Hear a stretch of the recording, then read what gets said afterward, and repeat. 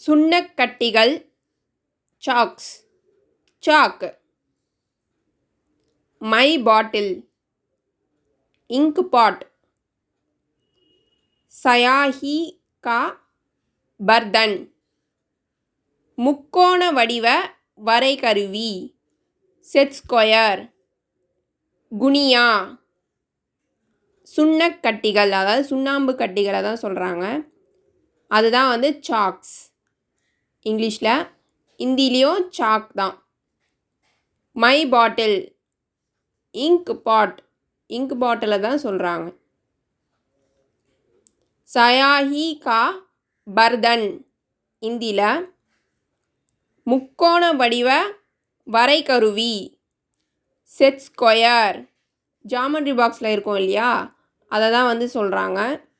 Set square முக்கோண வடிவ வரைகருவி, ஹிந்தியில் குனியா.